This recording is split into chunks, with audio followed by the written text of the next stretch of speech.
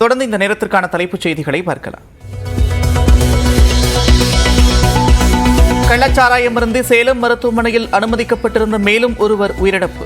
ஒட்டுமொத்த உயிரிழப்பு 38 உயர்வு.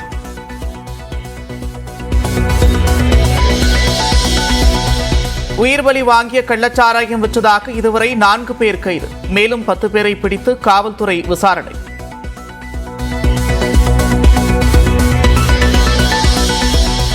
துக்க வீட்டிற்கு வந்தவர்களுக்கு இரவு முழுவதும் கிடைத்த கள்ளச்சாராயம்.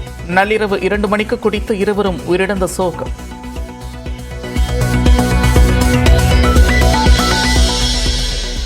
கணவர் குடித்துவிட்டு வைத்திருந்த சாராயத்தை ஓம வாட்டர் என்று குடித்த மனைவியும் உயிரிழப்பு. கைவிடப்பட்ட நிலையில் கதரும் பள்ளி செல்லும் 3 பிள்ளைகள்.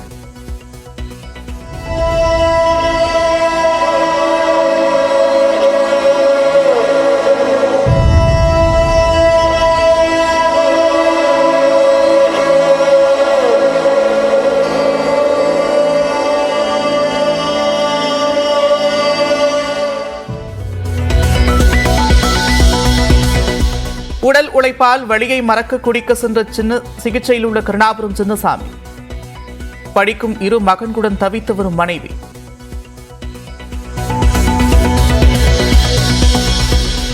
கள்ளக்குறிச்சி கருணாபுரத்தில் வீதி தவறாமல் உயிரிழப்புகள். தெருவுக்கு தெருவு ஒலிக்கும் மரண ஓலம்.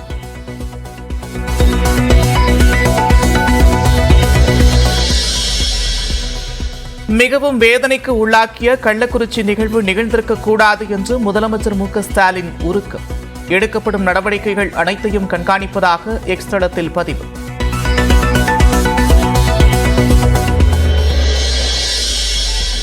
மெத்தனால் கடந்த விசச்சாராய உற்பத்தி மற்றும் விற்பனையில் ஈடுபட்ட அனைவரையும் கைது செய்ய முதலமைச்சர் மு.க. ஸ்டாலின் உத்தரவு. மெத்தனால் எங்கிருந்து வந்தது என்பதை கண்டறியவும் காவல்துறைக்கு அறிவுரை.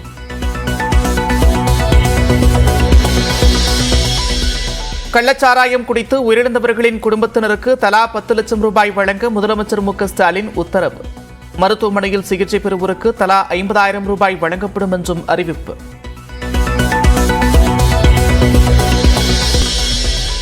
கள்ளச்சாராய சம்பவங்கள் நடைபெறாமல் தடுப்பது குறித்து ஆய்வு செய்ய ஓய்வு பெற்ற நீதிபதி கோகுல்தாஸ் தலைமையில் ஒரு நபர் ஆணையம் அமைப்பு.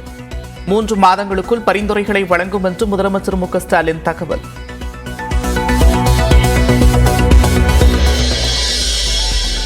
கள்ளக்குறிச்சியின் மையப்பகுதியில் கள்ளச்சாராயம் விற்கப்படுவதாக எடப்பாடி பழனிசாமி சரமாரி குற்றச்சாட்டு. அதிகாரம் மிக்க ஆளும் கட்சியினர் விற்பதால் காவல்துறையினர் நடவடிக்கை எடுக்கவில்லை என்றும் விமர்சனம்.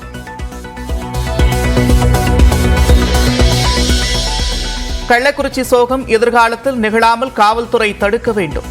தமிழ்நாடு காங்கிரஸ் கமிட்டி தலைவர் செல்வ பெருந்தகை வலியுறுத்தல்.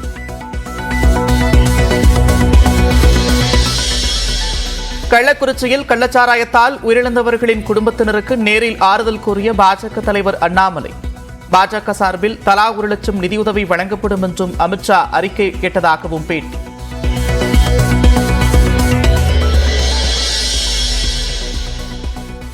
கள்ளச்சாராயம் அருந்தி சிகிச்சை பெற்று வருபவர்களை சந்தித்து ஆறுதல் கூறிய கள்ளக்குறிச்சி ஆட்சியர் பிரசாத். உயிரிழந்தவர்களின் குடும்பத்தை சந்தித்து இரங்கல் தெரிவித்தார்.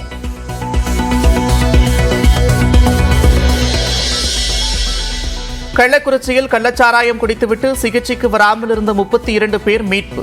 அரசு மருத்துவமனைகளில் அனுமதித்து சிகிச்சை அளிக்க ஏற்பாடு.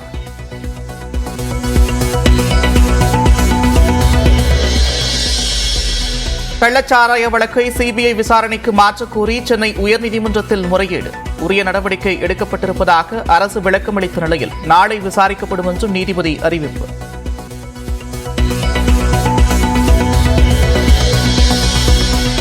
கள்ளக்குறிச்சி விவகாரத்தில் திமுக அரசை கண்டித்து மாநிலம் முழுவதும் நாளை மறுதினம் ஆர்ப்பாட்டம். தமிழ்நாடு பாஜக அறிவிப்பு. கள்ளச்சாராய மரணங்களுக்கு அரசு நிர்வாகத்தின் அலட்சியமே காரணம் என்று தமிழக வெற்றிக் கழக தலைவர் விஜய் கண்டனம். இனியும் இதுபோன்ற துயர் சம்பவங்கள் நிகழாத வகையில் நடவடிக்கை எடுக்கவும் வலியுறுத்தல்.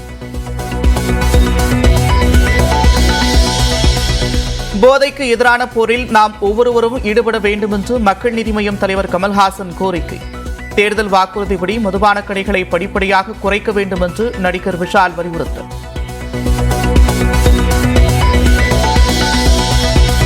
கள்ளக்குறிச்சி கள்ளச்சாராய விவகாரத்தில் உயிரிழந்தவர்களுக்கு சபாநாயகர் இரங்கல். பேரவை அதிர்ச்சியும் துயரமும் கொள்வதாக சட்டப்பேரவையில் பேச்சு.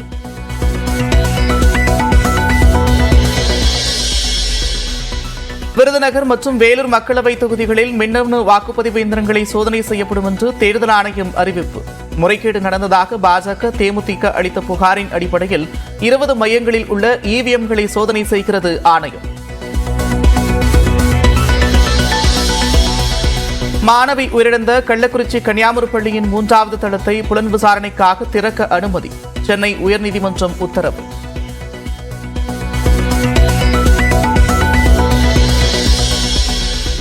நீட் தேர்வு முறைகேடு புகார் தொடர்பாக தேசிய தேர்வு முகமை அவசர ஆலோசனை. மத்திய கல்வித்துறை செயலர் சஞ்சய்குமார் தலைமையில் அதிகாரிகள் பங்கேற்பு.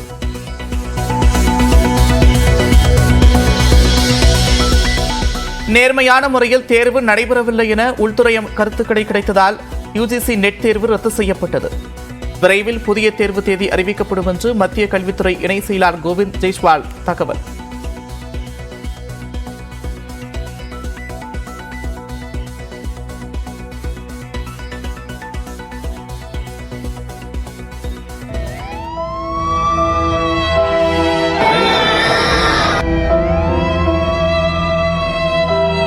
வயிறு எரித்துனா கண்ணு தெரிய மாட்டேங்குதுமா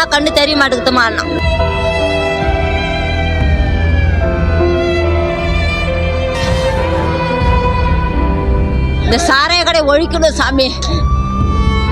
ஸ்கூலுக்கு வேற போவேன், யூனிஃபார்ம் கூட இன்னும் வாங்கல.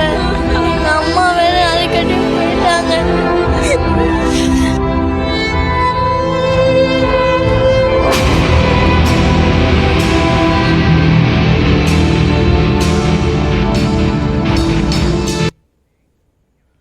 கள்ளக்குறிச்சியில் பலரின் உயிரிழப்புக்கு காரணமான கள்ளச்சாராய கடை 2 ஆண்டுகளாக இயங்கி வந்ததாக அப்பகுதியைச் சேர்ந்த பெண் தெரிவித்துள்ளார். நியூஸ் 18 தமிழ்நாடு தொலைக்காட்சிக்கு பேட்டியளித்த அவர் அதிகாலை முதல் நள்ளிரவு வரை சாராய கடை இயங்கியதாக கூறுகிறார்.